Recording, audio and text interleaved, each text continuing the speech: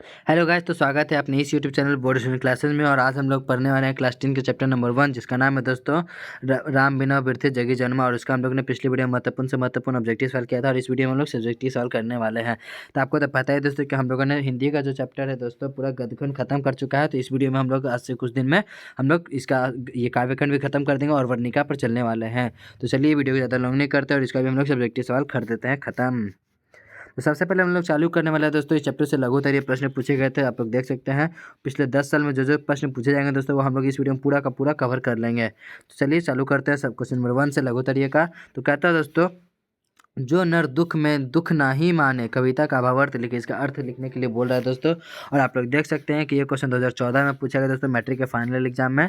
तो इसको आप लोग छोटा मतलब क्वेश्चन मत समझिए दोस्तों। और इसका हम लोग क्या समझने वाले हैं दोस्तों, अब इसका हम लोग को अर्थ समझने वाले हैं। चलिए समझते हैं भावार्थ इसमें कहना क्या चाहता है। तो जो नर दुख में दुख ना ही माने, शीर्षक पद में सुख दुख में एक समान उदासीन रहते हुए मानसिक दुर्गुणों से ऊपर उठाकर अंतःकरण में निर्मलता हासिल करने पर जोर दिया गया है। इसका मतलब कहना चाह रहे हैं कि ये जो लिखा हुआ है, इसका अर्थ जो पूछ रहा है, जो नर दुख में दुख ना ही माने, ये पद किसी लिए कहाँ से है दोस्तों, तो गुरु नानक पाठ से। और इसमें जो है दोस्तों वो सुख दुख के एक समान उदासीन करते हैं।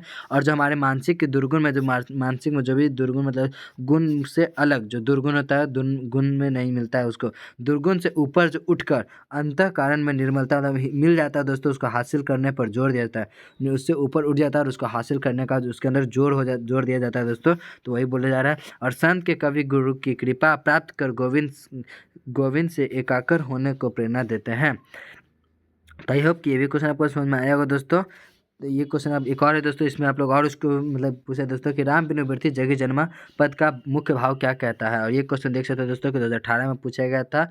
तो चलिए इसको भी हम लोग समझ लेते हैं कि क्या कहता है। तो इसका हम लोग पहले दोस्तों समझते हैं कि क्या कहता है। तो कहता है दोस्तों, इसका पहले हम लोग क्या समझने वाले, मुख्य भाव पूछे तो मुख्य भाव हम लोग लिख दिया दोस्तों कि मुख्य भाव हम लोग करने वाले हैं। तो इस पद का मुख्य भाव यह है कि ईश्वर के नाम यानी कि क्या है, ईश्वर का नाम, राम नाम के बिना इस संसार में जन्म लेना क्या है, व्यर्थ है। क्योंकि राम नाम का जन्म नाम अगर हम जीवन में जिंदा है दोस्तों, राम का नाम न ले ऐसा कभी संभव तो हो नहीं सकता। वही कहना चाह रहे हैं दोस्तों इस पाठ में कि राम नाम के बिना जीवन व्यर्थ है। और व्यक्ति को सांसारिक मोह माया छोड़कर ईश्वर की भक्ति करनी चाहिए। और व्यक्ति को मतलब मनुष्य को क्या करना चाहिए दोस्तों, सांसारिक मोह माया मतलब संसार का जो भी दुर्गुण मतलब गलत चीज़ है उसको छोड़ छाड़ कर ईश्वर के प्रति क्या होना चाहिए दोस्तों, निर्गुण हमेशा अच्छा भाव रखना चाहिए। चलिए इसी पर हम चलते हैं क्वेश्चन नंबर 3 पे दोस्तों। लघु उत्तरीय का 3 भी देख लीजिए दोस्तों क्या कहता है। वाणी कब विष के समान हो जाता है दोस्तों, और ये दोस्तों 2019 में पूछा गया था। तो 99% चांस है दोस्तों कि आपको 2026 में भी ये क्वेश्चन हो सके, देखने को मिल सकता है।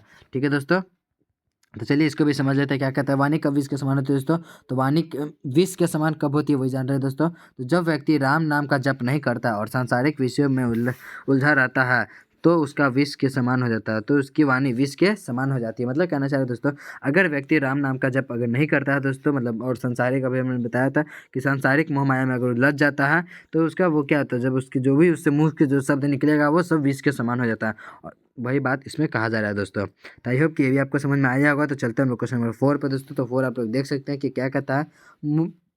मुक्ति के लिए किसे आवश्यक माना गया, के लिए किसे आवश्यक माना गया दोस्तों। और ये क्वेश्चन 2021 में पूछा गया था मैट्रिक के फाइनल एग्जाम में दोस्तों। चलिए इसको समझते हैं, मुक्ति के लिए किसका आवश्यक माना गया। तो देखते हैं, तो मुक्ति के लिए गुरु की कृपा और राम नाम के कीर्तन का आवश्यक माना गया। अगर आपको मुक्ति मतलब पाना है दोस्तों, अगर पाना है तो आपको क्या करना चाहिए, राम नाम का जप करना चाहिए और उनकी गुरु की कृपा भी करते रहनी चाहिए। इसी प्रकार दोस्तों हम लोग चलते हैं लघु उत्तरीय क्वेश्चन नंबर 5 देख लेते हैं क्या कहता है। कवि किसके बिना जगत में जन्म व्यर्थ मांगते हैं दोस्तों। और ये क्वेश्चन 2016 में 2022 में। तो हो सकता है इनमें से कोई एक न एक क्वेश्चन तो दोस्तों आपको इस चैप्टर से जरूर देखने को मिलेंगे 2026 के फाइनल एग्जाम में। तो चलिए ये भी समझ लेते हैं कि जन्म का सार्थकता क्या है।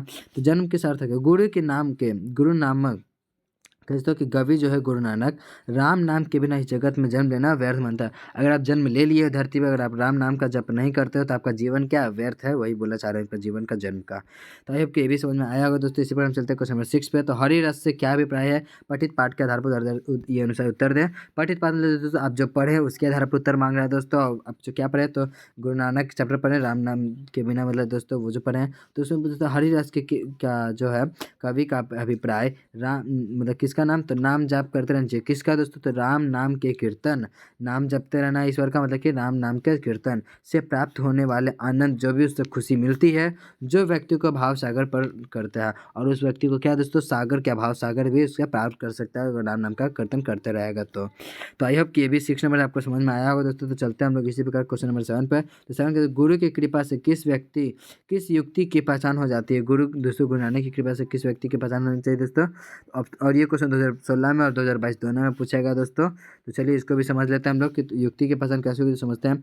गुरु की कृपा से उस युक्ति यानी तरीका, मतलब कोई भी मेथड दोस्तों, किस की पहचान हो पाती है, कैसे, तो जिस व्यक्ति को ब्राह्मण यानी ईश्वर से एकाकर होकर जीवन मरण के चक्र से मुक्ति प्राप्त कर लेता है। आई होप कि दोस्तों आपको ये भी क्वेश्चन समझ में आया होगा। तो आज भर के लिए इतना ही रखते हैं दोस्तों। आपको ऑब्जेक्टिव और सब्जेक्टिव दोनों मैंने करवा दिया है दोस्तों। आई होप कि आपको सारा सब्जेक्टिव समझ में आया होगा दोस्तों। और हम लोग मिलते हैं आप लोग नेक्स्ट वीडियो में। तब तक के लिए हंसते रहिए, मुस्कुराते रहिए और पढ़ाई जरूर करते रहिए दोस्तों, क्योंकि काम पढ़ने से चलेगा, सिर्फ मुस्कुराने से नहीं। और आपको पता है दोस्तों कि इसका PDF कहाँ मिलेगा, तो अपने टेलीग्राम चैनल पर मिल जाएगा, जो आपको हमारे बायो में दिया गया लिंक पर से भी आप लोग ये ज्वाइन कर सकते हैं। नहीं तो फिर आपको ये डायरेक्ट यूट्यूब का डैशबोर्ड से भी हमारा लिंक दिया हुआ है प्रोफाइल में, तो आप लोग वहाँ से भी क्लिक करके आप लोग ज्वाइन कर सकते हैं। Thank you for watching.